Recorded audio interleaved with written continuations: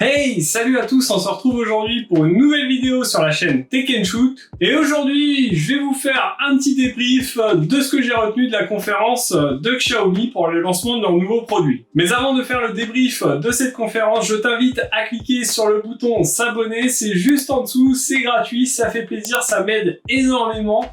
Et puis, n'oublie pas de cliquer sur la petite cloche pour recevoir une notification à chaque fois que je publie une vidéo.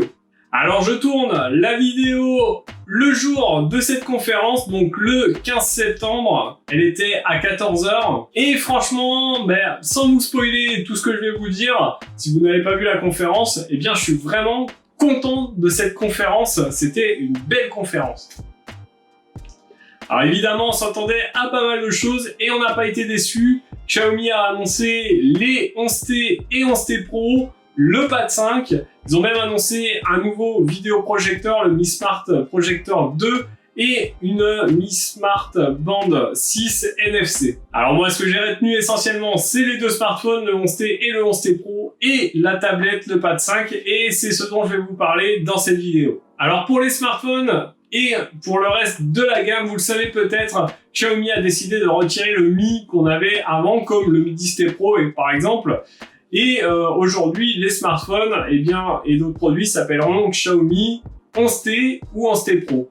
On n'aura plus le Mi devant. Alors pour ces deux smartphones, honnêtement, d'extérieur, pas de différence. Franchement, le design est le même. Difficile de les démarquer l'un envers l'autre.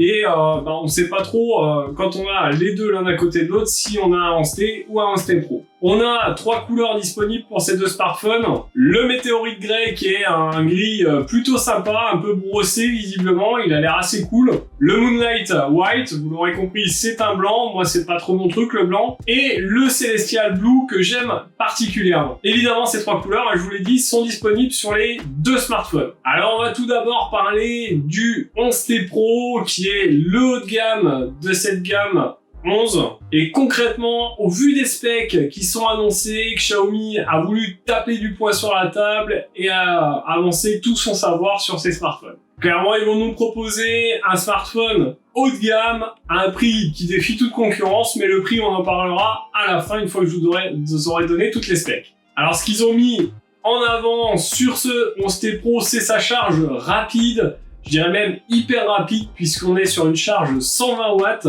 Alors ils nous annoncent une charge complète du téléphone à 100% en 17 minutes seulement. Donc il faut juste espérer qu'ils ont trouvé une technologie qui permet de pas trop user les batteries. Parce que vous le savez, plus la charge est rapide, plus ça use la batterie rapidement. Donc faut espérer qu'ils aient trouvé quelque chose là-dessus. Visiblement ils ont des batteries à double cellule, donc est-ce que ça va suffire? On verra. Mais bien évidemment, on n'a pas que la charge rapide qui est intéressante sur ce smartphone. On a également le processeur. Ils sont partis sur un Qualcomm Snapdragon 888, qui est un processeur hyper efficace, qui a fait ses preuves, qui marche d'enfer. Vous pourrez tout faire tourner avec sans problème. À ça, vous aurez le choix entre 8 ou 12 Go de RAM, donc pas de souci. Je trouve, perso, qui pêche un peu au niveau de la capacité de stockage, puisque vous aurez le choix en 128 Go ou 256 Go. Au vu du smartphone, j'aurais préféré un 256 et un 512. Mais bon, on peut pas tout avoir non plus pour pas cher. Alors ensuite, on va parler de l'écran de ce 11T Pro, qui est un bel écran OLED. On est sur un écran WQHD+, de 6,67 pouces. On est sur du 120 Hz. Ça, c'est super cool. Perso, moi, depuis que je suis sur un écran 120 Hz sur mon smartphone, je ne pourrais plus m'en passer. C'est vraiment un plaisir de scroller, de défiler les menus, etc. Ça va tout seul. Et la dalle est compatible True Color, Dolby Vision et HDR10+. Donc clairement, un bel écran. Il nous annonce du lourd, on verra ce que ça donne dans la réalité, mais je me fais pas trop de soucis, ça a l'air plutôt pas mal. Côté capteur photo, on va retrouver à l'arrière un grand angle 208 mégapixels, un objectif télémacro de 5 mégapixels en x2 et un ultra grand angle de 8 mégapixels. Pour ce qui est de la caméra frontale, la caméra selfie, on sera sur une cam de 16 mégapixels. Et là où ils font fort, c'est sur le prix de ce smartphone. Vous avez vu des superbes specs et on est seulement sur un prix de 649 € d'annoncé. Bon, ça variera peut-être un petit peu sur le prix français avec les taxes, peut-être 10, 20, 30 € plus cher. En tout cas, on sera sur un prix très concurrentiel et très intéressant au vu des specs du téléphone. Alors pour ce qui est du 11T, je vous l'ai dit, design identique, partie photo identique. Par contre, là où ils ont fait quelques concessions, c'est sur le processeur. On n'est plus chez Qualcomm, on part chez Mediatek. Et ils ont mis à l'intérieur de ce 11T un Dimensity 1200 Ultra. Alors Ultra, je ne sais pas ce que c'est, je n'ai jamais vu ce processeur. Je pense que c'est une version boostée tout simplement du Dimensity 1200. À voir dans les tests, mais je pense que ça doit être ça. Autre concession, c'est sur la charge rapide. Pour le 11T Pro, on avait 120 watts. Pour le 11T, on va passer à 67 watts, ce qui reste quand même une charge rapide. En effet, sur une batterie de 5000 mAh, eh bien, il nous annonce une charge complète à 100% du téléphone en 36 minutes, ce qui est très rapide, il faut le reconnaître. Donc voilà principalement les différences entre le 11T et le 11T Pro. La différence également, bien sûr, le 11T est moins cher, puisque lui va être à 499 €. Alors, autre objet qui a attiré mon attention sur cette conférence, c'est le Pad 5, donc une tablette.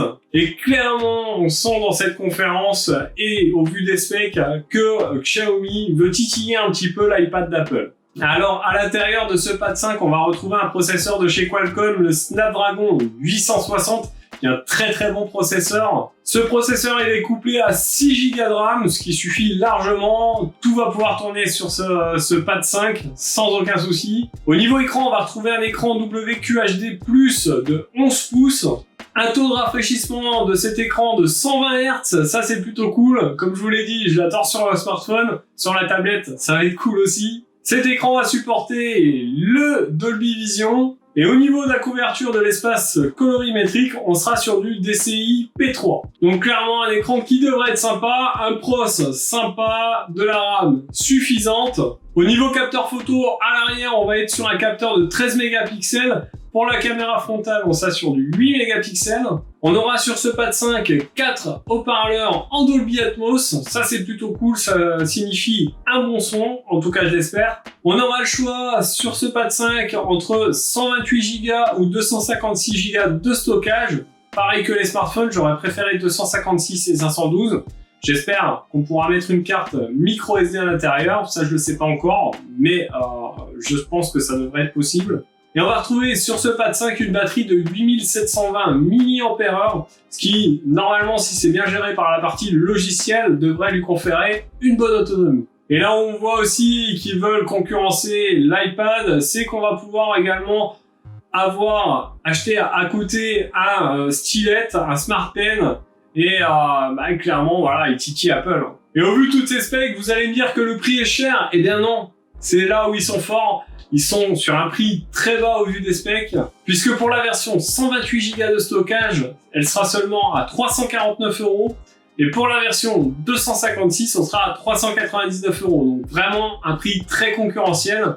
D'ailleurs, pour le peu d'écart de prix, pour 50 €, je vous conseille plutôt de prendre la 256 Go. Voilà, vous avez le double d'espace de stockage pour seulement 50 balles de plus. Je pense que ça vaut le coup de les dépenser. Bon, évidemment, il y a quelques concessions sur ce Pad 5 pour avoir un prix aussi concurrentiel, notamment par exemple sur le Wi-Fi. On sera sur du Wi-Fi 5 et non pas du 6. Bon, j'ai envie de dire que c'est pas très grave non plus. Ça fonctionne déjà très bien le Wi-Fi 5. Et puis, il fallait bien faire des concessions pour avoir un prix aussi bas quand même. Donc en tout cas, ce Pad 5, moi je me le suis précommandé, donc je vous le ferai en vidéo sur la chaîne. J'aurai certainement à ce moment-là plus d'infos, plus de specs à vous donner. Et franchement, je suis assez impatient de tester ce Pad 5. Donc voilà un petit peu pour ce que j'ai retenu principalement de cette conférence. Le 11T, le 11T Pro et le Pad 5 qui pour moi sont les trois produits qui sont sortis du lot. C'était les trois principaux produits de toute façon présentés. Comme je vous l'ai dit, à côté ils ont présenté un projecteur et la bande 6 en NFC. Bon, pas un truc oufissime. Mais clairement, je trouve qu'ils ont fait fort, ils ont tapé du poing sur la table, ils ont dit voilà, on sait faire ça, on sait le faire pas cher et on vous le présente. Et franchement, c'est une conférence moi que je trouve très réussie. Donc ben voilà pour ce débrief de la conférence Xiaomi, j'espère que la vidéo vous a plu. Dites-moi en commentaire si vous allez craquer sur un des produits, si vous allez acheter le 11T, le 11T Pro, si vous allez craquer comme moi sur une précommande du Pad 5, je suis assez curieux de voir ça. Et puis en attendant, ben nous on se retrouve dans une prochaine vidéo ou le soir sur Twitch. En attendant, prenez soin de vous, à plus et bon shoot!